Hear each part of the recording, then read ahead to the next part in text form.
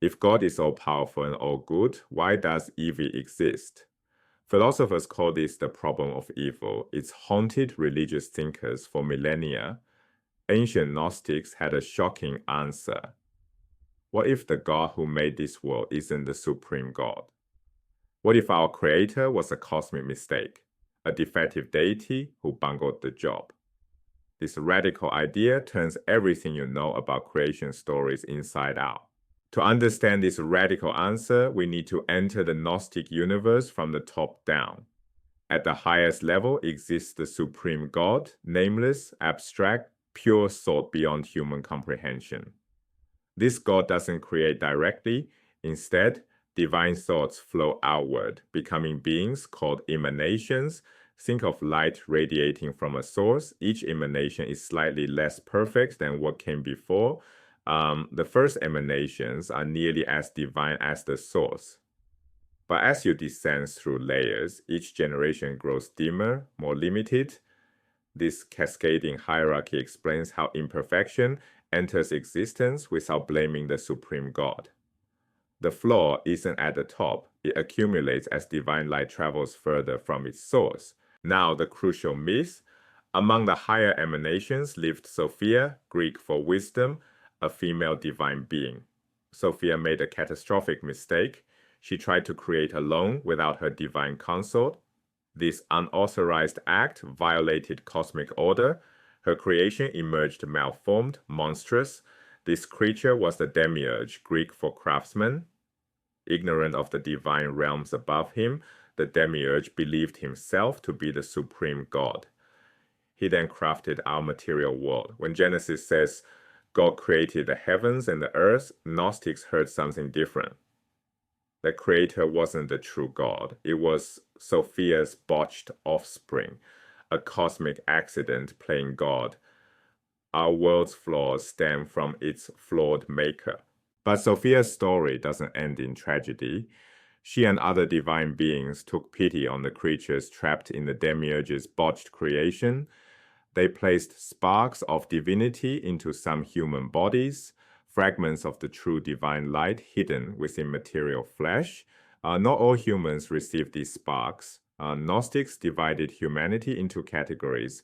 Material humans, called helix, consist only of matter. They cannot receive spiritual truth. Psychic humans have souls but lack divine sparks. Spiritual humans, pneumatics, carry hidden divinity within them. These sparks are prisoners, trapped in what Gnostics called mud bodies, yearning to escape and return to their divine source. Salvation means awakening to this hidden identity. But knowing the mythology is only half the story. How did Gnostics actually experience this? What did salvation feel like?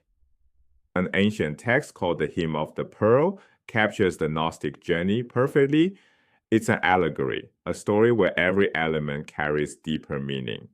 A prince from the kingdom of the East travels to Egypt on a mission. Let's trace his journey and decode what each step represents.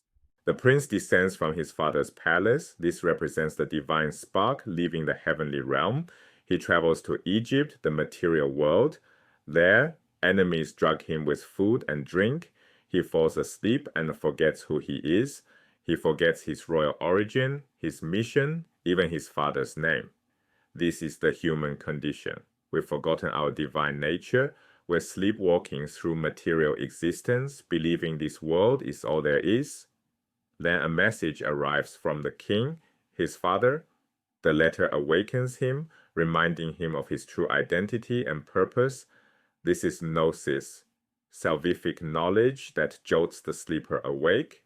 The prince defeats a dragon guarding a pearl, retrieves it, and ascends home. The pearl represents the divine spark itself. Salvation means remembering who you truly are and escaping the prison of matter. An ancient teacher named Theodotus summarized Gnostic belief in a riddle. It asks, who we were, what we have become, where we were, where we have been thrown, where we are hastening from, what we are being released, what birth is, what rebirth is. Each line has a Gnostic answer. We were divine beings. We've become trapped in matter. We were with the Divine Father. We've been thrown into this world. We're hastening back to the divine realm. We're being released from material bondage. And here's the shocking line. What birth is condemnation. In Gnostic thought, being born isn't a blessing. It's another divine spark imprisoned in another mud body. This transforms how Gnostics understood Jesus. He wasn't primarily dying for sins. He was awakening sleepers. Jesus came to find those with divine sparks, remind them who they really are, and transmit secret knowledge, enabling escape. Orthodox Christianity teaches Jesus saves through faith, grace, and atonement. The body will be resurrected. The world is a good creation that fell. Gnostic Christianity inverts each point. Jesus saves through gnosis, secret knowledge. The body is a prison to escape, not resurrect. The world isn't a good creation that fell. It was flawed from the start because its creator was flawed.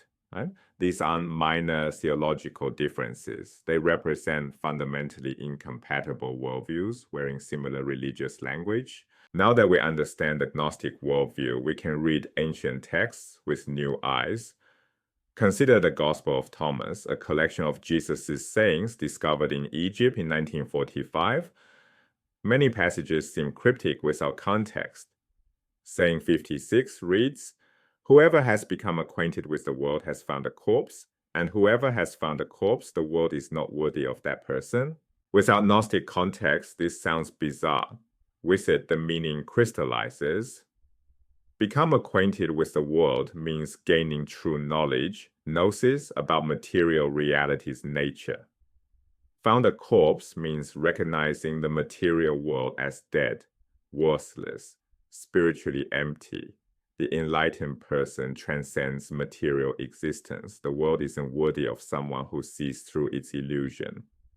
Another saying instructs disciples to strip naked without shame, trampling garments underfoot. This isn't literal nudity. It's shedding identification with the material body, realizing flesh isn't the true self. The body is clothing the divine spark wears temporarily. Gnostic readers found practical spiritual instruction in passages that seem nonsensical to modern readers. But here's where scholars debate. Is the Gospel of Thomas actually Gnostic? It lacks the elaborate mythology, no Sophia, no named Demiurge, no detailed emanation hierarchies. Some scholars argue it shares Gnostic ideas, world rejection, secret knowledge, the body as obstacle, without being fully Gnostic. Others see it as proto-Gnostic or Gnostic adjacent. The boundaries between Orthodox and Gnostic Christianity were contested for centuries. Clean categories emerged only after one side won. The Gnostic creation myth offered a radical solution to the problem of evil. Suffering exists because our creator was defective. The supreme God remains untainted. Some humans carry divine sparks yearning for home. Salvation means awakening to hidden identity and escaping material imprisonment. Birth is condemnation. The body is a prison. The world is a corpse. These inversions explain why Gnostic texts sound so strange and why they captivated seekers for centuries.